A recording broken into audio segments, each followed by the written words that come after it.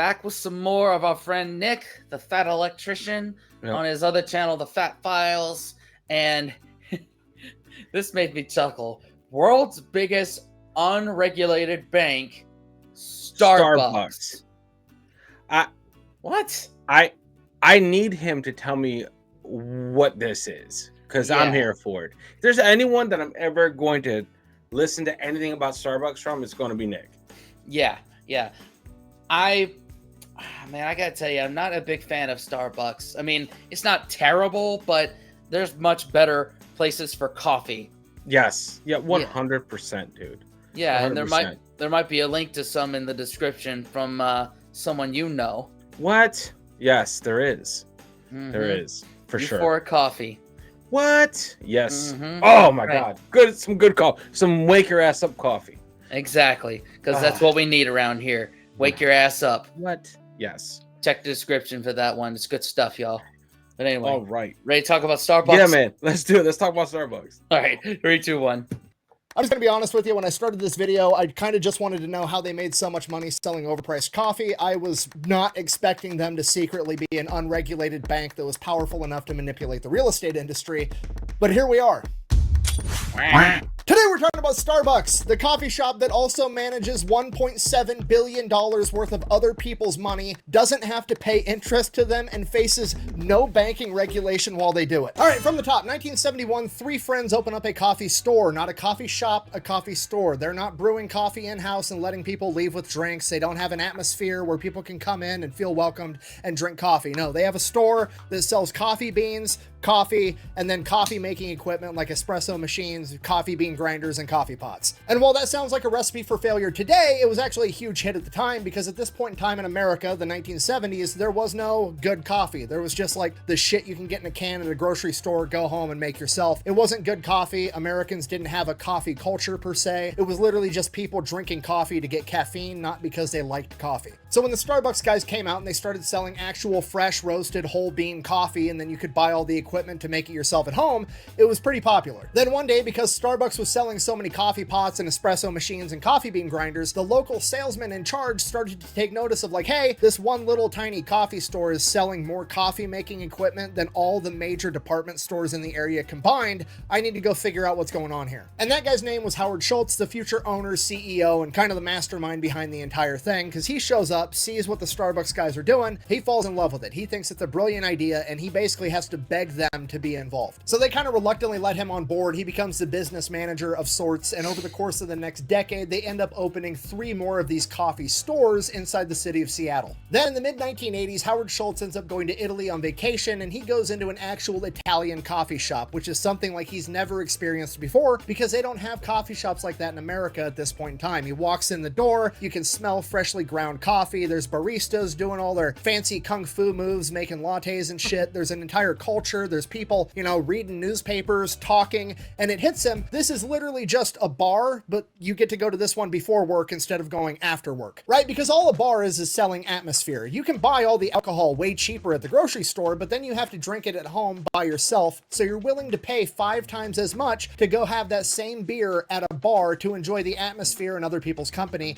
and that's exactly what this coffee shop is doing, but they're doing it with coffee. And Howard realizes he's already the wholesaler for really good coffee, so if he opens up his own coffee shop, it would be like Anheuser-Busch opening up their own bar. He's no longer getting the product at wholesale price, he's getting the product at manufacturing price. He's gonna make a killing. So he goes back home, tries to sell this idea to the other Starbucks guys. They're not having it. This isn't broke. We're not gonna fix it. Just keep doing what we're doing. So Howard Schultz is like, fine, I'm gonna step away from Starbucks. I'm gonna go open up my own coffee shop and do my own thing. This happened in 1985. By 1987, the original 3 Starbucks owners are having some financial troubles with the company. They just want to sell it and move on to a different business venture together. So they offer it up first to their friend Howard, who's been busy running his own coffee shop for the past couple of years. They want $3.8 million for the company of Starbucks, and they're going to give him 60 days to get it, where he doesn't have to compete with a bunch of other buyers. So Howard Schultz now has a 60-day grace period to come up with $3.8 million in the 1980s, so that's way more money than it is today, and he sounds like a crazy person, right? He's going into banks being like, hey, I've got this business idea, I'm gonna open up a coffee shop. Think of it as like a bar, but instead of selling beer at night, I'm gonna sell coffee in the morning, and people are gonna come and pay $4 for a cup of coffee. Here's the kicker, we're not gonna sell coffee in sizes like small, medium, and large, like literally everything else on the planet. We're just gonna come up with some made up Dr. Seuss words like tall, grande, venti, trenta, whatever other random fucking bullshit words I want to make.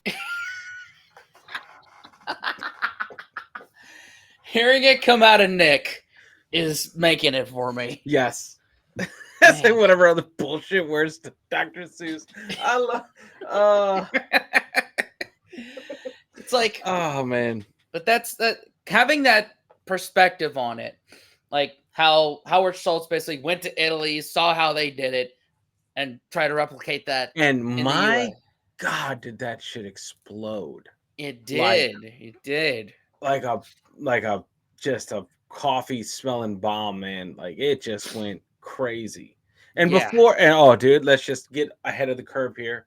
Yes, we know venti is a large 20 ounce. Like I get that. I know that. We know that. So before we get the purist, did you know it's not a made up word, Dr. Seuss? Like no. I know. Bah! We do it ourselves now. Before Nick did. Yeah. Like this is a lot of info right here. Like the fact that it started as like, coffee wholesale as opposed to an actually coffee bar. You know? That's kind of but it kind of makes sense. Like you sell the stuff to make it and you sell the beans. What? Just make it. I don't know. I don't get it, but okay. But then again, it was a different time. It didn't exist yet, so right. I get that. Yeah.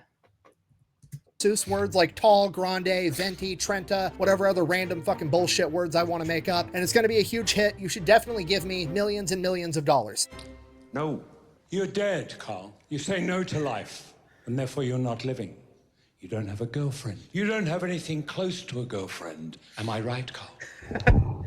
So to everybody's surprise, the bank isn't really interested in that idea, so he starts going to venture capitalists, and finally he gets referred to a venture capitalist by the name of Bill Gates Sr., aka Bill Gates' dad, that agrees to give him the money so that he can buy Starbucks. Oh, no shit. I'm done. No way, bro. Bill Gates Sr., of the son of the Bill Gates we all know, was behind Starbucks. And he had $3 million then? Wow. I mean, think about that. Like, right? Like, that's I didn't know. I guess I don't know anything about Bill Gates. So I don't know how he was. I didn't know he had a freaking platinum spoon. He was born with a platinum spoon. So yeah. Cool. Yeah. Not a silver spoon, not a gold spoon, a platinum spoon. Yeah. That's nuts. Okay. Now, is that super relevant to the story? No, not really. But I know that by bringing him up, there's now going to be 1,000 conspiracy theories in the comments down below, and I wanted to read them. So you could probably check those out too. Anyways. Now, with Howard Schultz in charge of the company, to everybody's surprise, it starts doing great, and he starts opening up more and more Starbucks all over the country. And just to be clear, Starbucks was not the first coffee shop in North America, but it was the first, like, mainstream chain of coffee shops that was a lot of people's introduction to coffee shops in America, and for that reason, they kind of got credit for a lot of different things. Pretty much anything new that came out in the coffee industry, Starbucks would adopt it, and they would kind of get credit for it. Like, they didn't invent the Frappuccino. That was invented by Coffee Connection out of Boston, Massachusetts in 1992, but everybody associates a Frappuccino with Starbucks, which obviously was just the next evolution of coffee in America, right? Because it's a very niche community that enjoys a nice strong cup of coffee, or a cappuccino, or an Americano, or a latte, you know, your traditional coffee drinks. So if they wanted to make more money and expand bigger, they needed to appeal to a wider audience. And how do you appeal to a wider audience, particularly an American one? You add fucking 72 grams of sugar and some whipped topping and drizzle some caramel and hot chocolate on top. Fucking bam. Energy milkshake, okay? I know that's gonna upset a lot of people, but if your drink has over 250 calories and it's got whipped topping, it's not coffee, okay? That is a milkshake with caffeine in it. Thank you. Yep. Thank God. Caffeine milkshake. Yep. That's always what I suspected, is that it wasn't, that's not coffee, it's a milkshake. Yep. You might as well eat it with a burger and fries as opposed to at a coffee bar Exactly. Exactly. Oh, I couldn't imagine that. It's got whip. Yeah. I couldn't down one these days, even though I down my energy drinks. Well, I mean, what's the difference between Nothing. this? Nothing. It's all whatever. It's More dairy is very what it true. is. Very true. Yeah. Topping. It's not coffee. Okay, that is a milkshake with caffeine in it. Wait, is this just milk and sugar? That's what I said. Do you drink this every day? Every morning. So now they're no longer just targeting coffee snobs, they're targeting kids, teenagers, and most importantly, middle-aged, middle-class housewives that have enough expendable income to afford $12 energy drink milkshakes every single day. So now they're literally just swimming in money, right? The Frappuccino is like a giant iceberg, Starbucks is the Titanic. As soon as those two things collided, there's just money everywhere. So now that they're making a ton of money, their business model is just rapid expansion, okay? Starbucks, you gotta keep this in mind, is not a franchise. All the Starbucks are owned by Starbucks. You can't buy your own Starbucks and be a franchisee. They're all the same company. So these guys are literally just... Wow. I didn't know that at all. Yeah, but it's like you can buy a McDonald's now. Yeah. Maybe they're at the point where they can franchise out. I don't know. Wow. Yeah. Wow. Okay. You can't buy your own Starbucks and be a franchisee. They're all the same company. So these guys are literally just trying to expand everywhere because in the early 1990s, the coffee craze is starting to hit all over the country and they want to be the first coffee place that most people end up trying so they can get those loyal customers and they get all the business. And whether you like Starbucks or not, you got to admit they did a pretty good job at being literally fucking everywhere all the time because Starbucks is like the only business I've ever been in where I can be inside of a Starbucks, look out the window and see another Starbucks off in the distance. And this goes on for almost a decade. Starbucks is just raking in the money, opening up new stores all over the place. And by 2000, Howard Schultz decides that he's going to step down as CEO and he's going to focus all of his efforts into expanding the company, having Starbucks everywhere, all over the world. That same year, Howard Schultz takes Starbucks to China, which is absolutely insane because China drinks tea. They don't drink coffee. Pour the tea. Regardless, Howard Schultz shows up in China, opens up a Starbucks, basically like just, hey, commies, I know you guys like tea, but hear me out, try some coffee and some blue jeans, it's way cooler. And to everybody's surprise, the Chinese people fucking loved it, and they started opening up Starbucks at a rate that Starbucks had never seen, okay? They were opening up a new Starbucks every 15 hours for 20 years straight in China. Wow. Okay, I'm gonna be honest with you, Whoa. nothing warms my heart more than when a communist nation falls in love with American fast food. It's just perfect. What happened? I won. Fast forward to Love Yeah. that. It's like, many episodes of Good Mythical Morning will do like the international darts game of like Starbucks, like, or McDonald's and other things that are in China. That just blows my mind that they made it over there. That's crazy, man. I mean, it's crazy because we know what places they didn't make it, but the place they made it, they've made it. How did I know you were going to say that? Ugh. In 2008, Starbucks is now losing money for some reason. Nobody can really figure out why. So Howard Schultz comes back, becomes CEO again, and he's trying to figure out what have they done to his company. He's been focusing on growing, opening up new locations. Meanwhile, all the locations that have already been opened aren't making as much money as they should be. What on earth is going on? Schultz discovers for the past 8 years in his absence that he's been letting a bunch of business majors run his business, and all they care about is how to maximize profits. So they did just that. They streamlined everything. They automated everything. Starbucks no longer grinds coffee in-house at its coffee shops. They do it all in a factory and just ship the ground coffee there. It's quicker, it's more efficient, it probably makes more money, but now Starbucks, a coffee shop, doesn't smell like freshly ground coffee. It smells like a hospital. They replaced all the traditional espresso machines with these automatic machines that would just spit out a completely done drink, which means they basically got rid of baristas and they just had a person behind the counter that would grab the cup from the machine that made it and hand it to the person. Essentially, the business majors had gotten rid of the culture and the experience of going to a coffee shop, which was the entire point and justification of overcharging for coffee in the first place. Remember, it's just like a bar. You wouldn't want to go drink a beer inside of a hospital room. You'd rather go home and do that in your backyard. If you're going to go and overpay for beer, you want to go to a cool bar with your friends. It's the same deal with a coffee shop. People pay for products and people pay for experiences, and they got rid of half of that equation, and it's making the entire company suffer. I'm surrounded by idiots. Howard Schultz. Wow. I mean, I didn't really think about it in that perspective. If you're going to overpay for it, you're paying for an experience. But most people these days are like on the go, so they don't have the time to just sit around and, you know, chit chat, shoot the shit over some coffee. You know, they got to go to work. But I could see, my thing is Starbucks helped bring the culture. Like they were like the OGs of making it. So that's one of the things that you expect Starbucks to lose last is the culture. Yeah, right. You know, right. like they have to hold on to it. They're the pioneers of it. So they gotta stranglehold that shit, man. Right, right. And Howard probably was like, wow, like what the hell did you do?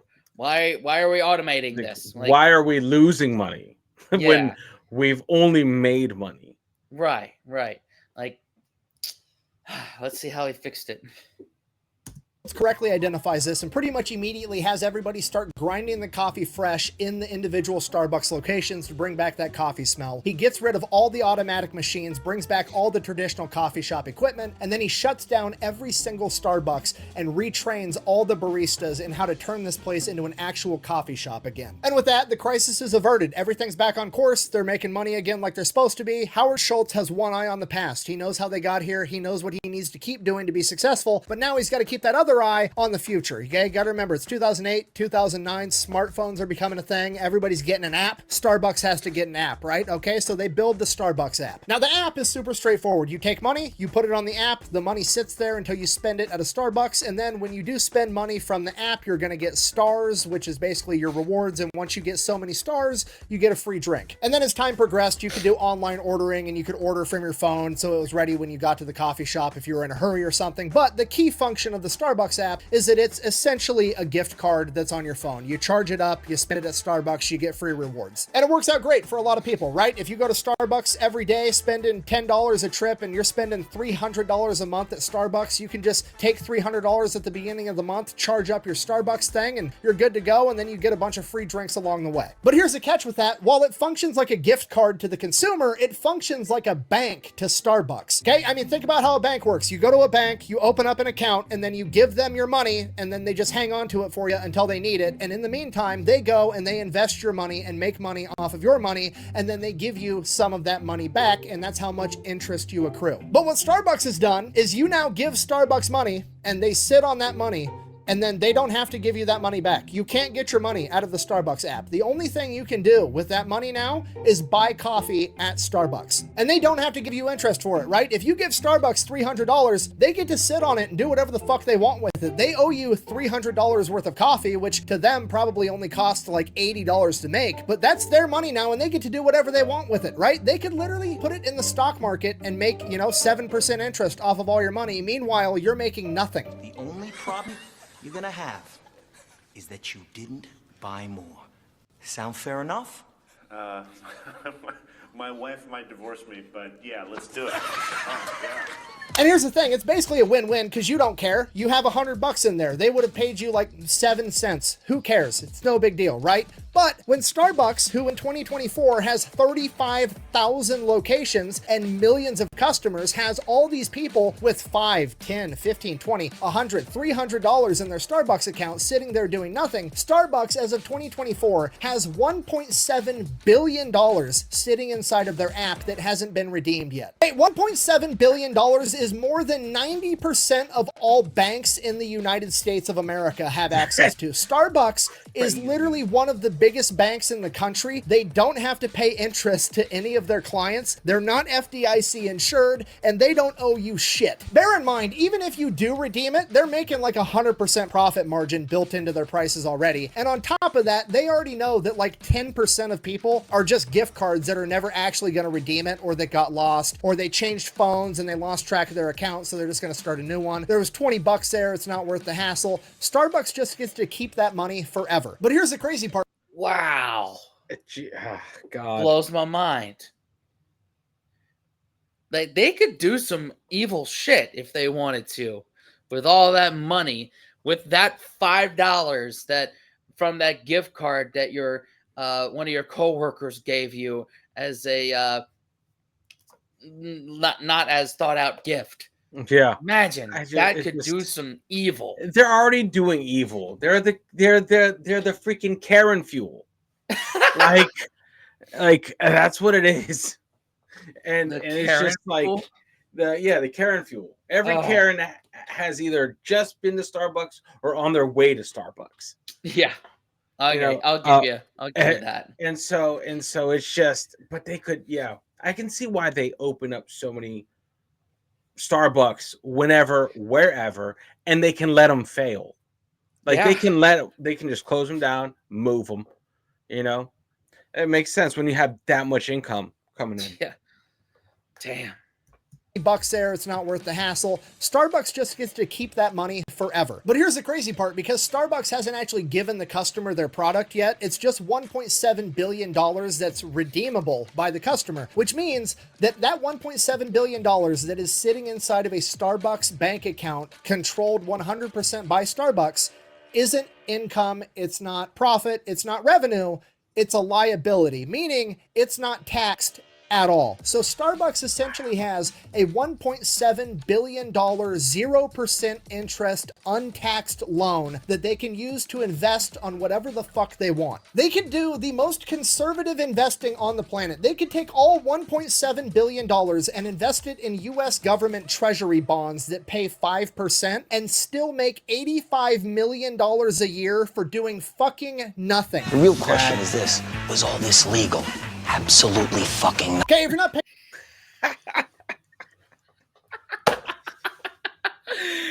Oh my God. Wow. Amen. It ain't illegal unless you get caught. It's not a, what is it? It won't be applicable in this. So it's not a war crime the first time. It's not a war crime the first time. I'll find a way to make it applicable. But yes. It's not a white collar crime the first time. Yeah, pretty much. Crazy, man. Nothing. The real question is this: was all this legal? Absolutely fucking not. Okay, if you're not picking up what I'm putting down, Starbucks has literally done what cryptocurrency has tried to do. They created their own currency, right? When you look at the US dollar is backed by the US government, which used to be backed by gold, but now it's just backed by the biggest military on the planet. America used to run on the gold standard, now we just run on the lead standard. Regardless, that's what you're banking on when you put your money in US dollars.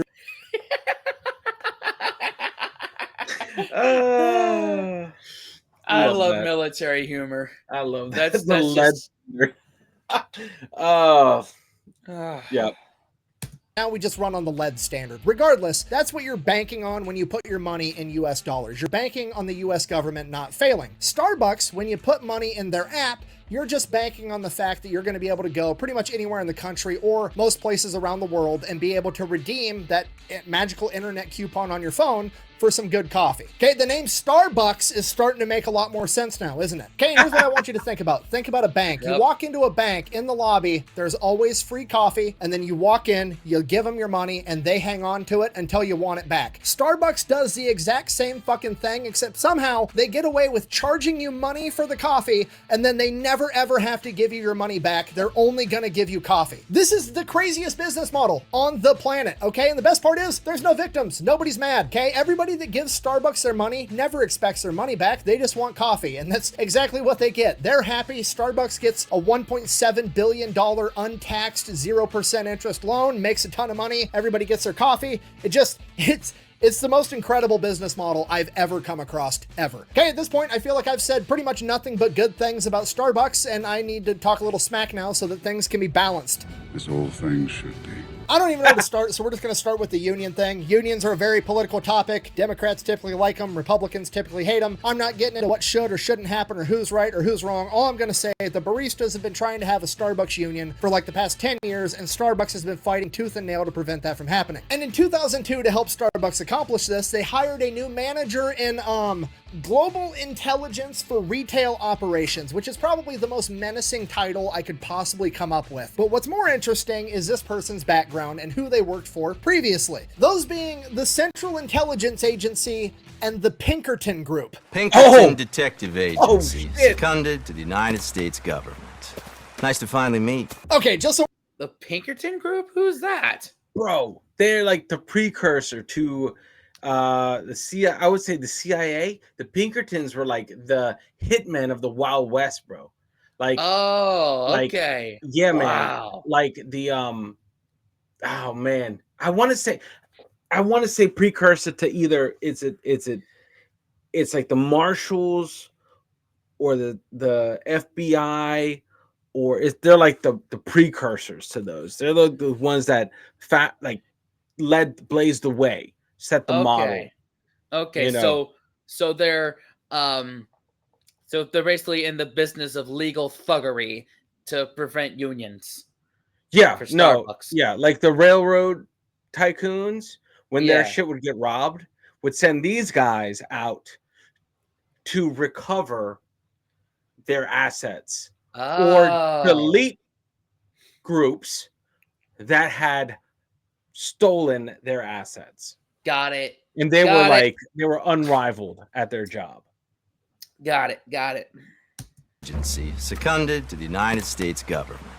Nice to finally meet. Okay, just so we're all on the same page. First of all, CIA, right out of the gate, overkill immediately. But then you add the Pinkerton Group on top of it, and this is fucking insane. Okay, because if you don't know, the Pinkertons are literally the fucking bad guys from Red Dead Redemption 2, okay? They've been banned from doing federal work for the government since like 1893. Do you know how sketchy you have to be to get banned from working for the United States federal government? And to make it even worse, the reason they got banned, it's literally called the Anti-Pinkerton Act of 1893. The main reason that it went into effect was because the Pinkertons got hired to bust up unions in the 1800s, and they were doing that by joining the unions secretly and breaking them up, which led to a shit ton of violence and murders. So the fact that Starbucks hired one to keep the baristas in line is some of the most unhinged shit I've heard in my entire life. That'd be like if your local school district's administrator hired an ex-Blackwater guy to keep the English department in check, okay? It's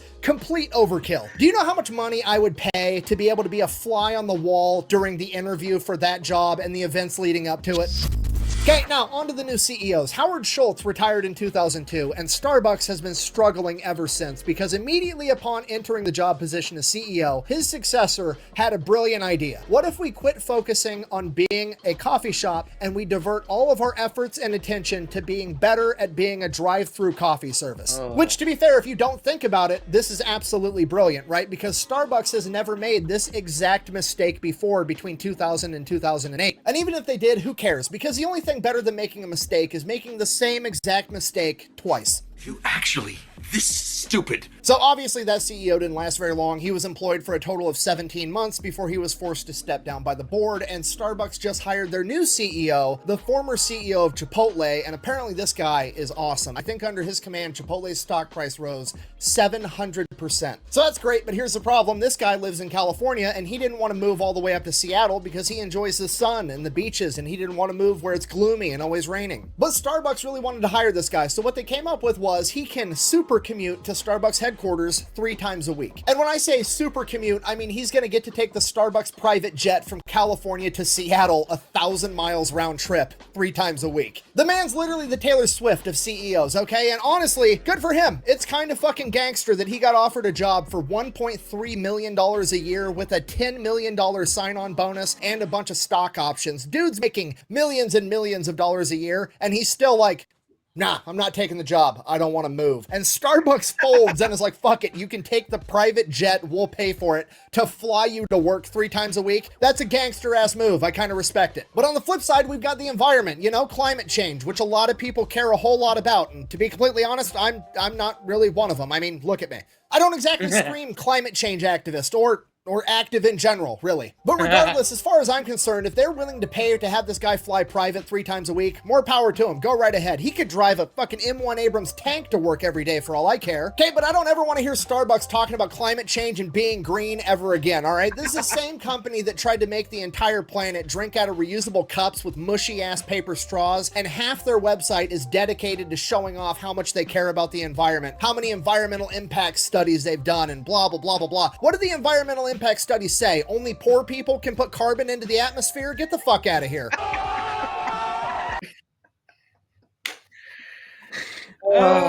Yep. Yeah, pretty much. Kind of deflates their whole environmentally peace-loving narrative right there. Yes. Good on Nick. Pulling him down a peg. Yep. Like, hey guys, let's just chill out with the bullshit, the pandering bullshit, whatever you're trying to push. You're flying your fucking CEO. Let's just start there. Yeah, that's the definition of virtue signaling right there. there.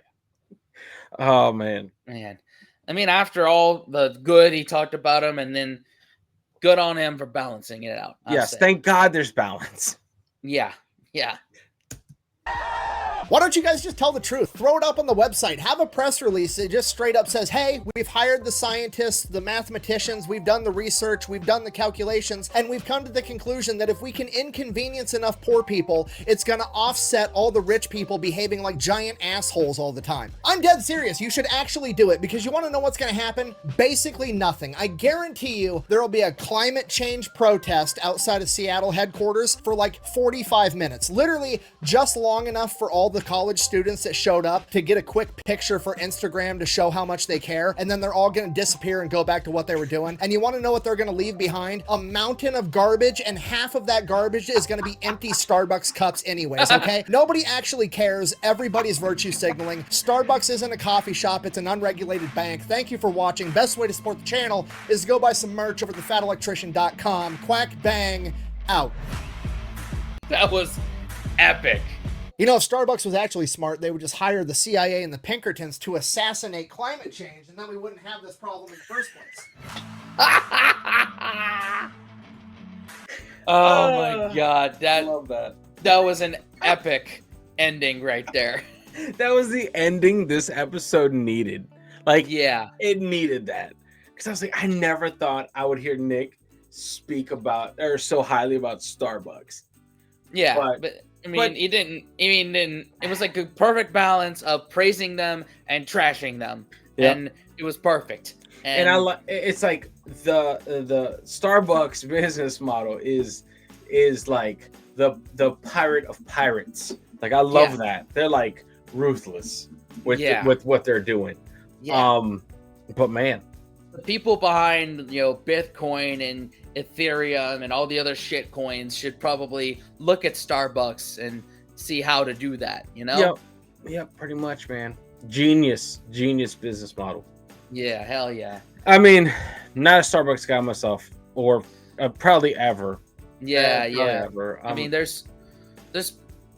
I'm glad that Starbucks did what it did to kind of kickstart coffee culture in the United States. I mean, there's plenty of local coffee shops where I am and where you are because of Starbucks doing what they did. And go ahead. No, I said if I want to do it this way, like I'm fine buying a shit cup of coffee on the go, or if I'm thinking about going to Starbucks, if I'm going to spend that money, I might as well go to a local mom and pop coffee shop. Yeah, exactly. You'll probably pay a lot less, and you'll actually get to know your neighbors if that's what you want. Yep. Yeah. Anyway, thanks for watching, y'all. At the end of this video, we've got a playlist of Fat Electrician reactions. Yes. Most of them have both of us. A couple of them have just him. Yep. And one might have just me in it. So hope y'all enjoy that. And what now, Dan? Unplug and do something legendary, guys. Exactly. And we'll see y'all in the next video. Later.